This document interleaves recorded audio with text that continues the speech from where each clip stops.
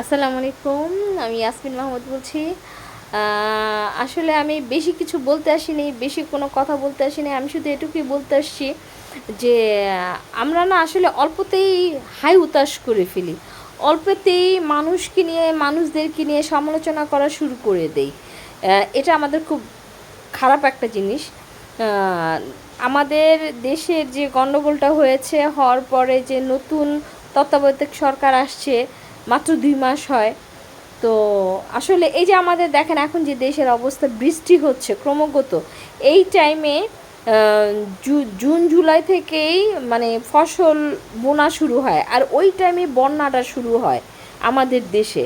তো এই যে দেখেন এখন যে পরিমাণ বৃষ্টি হচ্ছে, এখন নতুন আলু বুনন হচ্ছে, ফুলকপি, বাঁধাকপি, ধনিয়া পাতা, তারপরে আমাদের শীতকালীন যত ফলন আছে, হ্যাঁ, এগুলি সব এই সিজনেই করা হয়।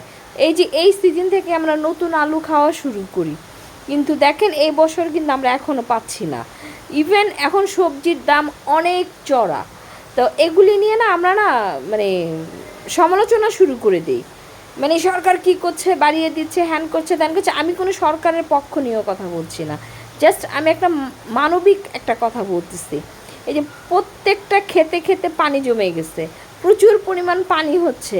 তো এই যে জিনিসগুলো পচে যাচ্ছে, যারা মানে যারা চাষাবাদ করে, আমাদের যারা কৃষক আছে, তাদের কিন্তু একদম মাঠে মরা, তারা কিন্তু একদম শেষ হয়ে যাচ্ছে।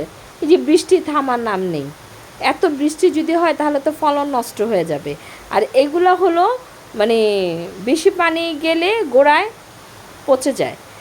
তো এগুলো নিয়ে আমরা আসলে কী করি, হাঙ্গামা করি, করি, কিন্তু না, আসলে আমাদের এটা করা উচিত না। আমাদের একটু বুঝতে হবে, প্রত্যেকটা জিনিসকে একটু সময় দিতে হবে। আমাদের আসলে বোঝার ভুল, মানে আমরা না বুঝে অনেক হাঙ্গামা করি। তো এই যে দেশের যে অবস্থা, যে পরিস্থিতি, আমাদেরকে না আসলে ধৈর্য রাখতে হবে, ধৈর্যতা অর্জন করতে হবে। এটা আমার সেন্সে। আমি বৃষ্টি দেখে বলতেছি যে প্রত্যেকটা জিনিসের দাম অনেক বেড়ে গেছে দেখে যে আমরা হাই হুতাশ করবো বা আমরা একটা মানে এটাকে নিয়ে একটা হাঙ্গামা করব, এটা ঠিক না। আর একটা কথা আমি বলতে চাচ্ছি, সেটা হলো আমাদের এখন একটা মুদ্রা দোষ হয়ে গেছে। মুদ্রা দোষটা কি জানেন? আমরা কিছু হলেই একটা শাহবাগ পেয়েছি, সেই শাহবাগে আমরা চলে যাচ্ছি আমাদের আন্দোলন নিয়ে।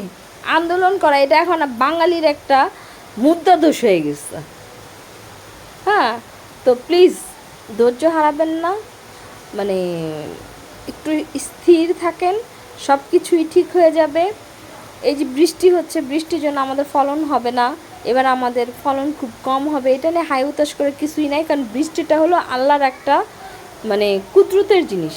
এখানে কোনো সরকারেরও দোষ নাই, এখানে কারো কোনো হাত নাই। তো সবাই ধৈর্য রাখবেন, ধৈর্য হারাবেন না, জাস্ট ফর এই।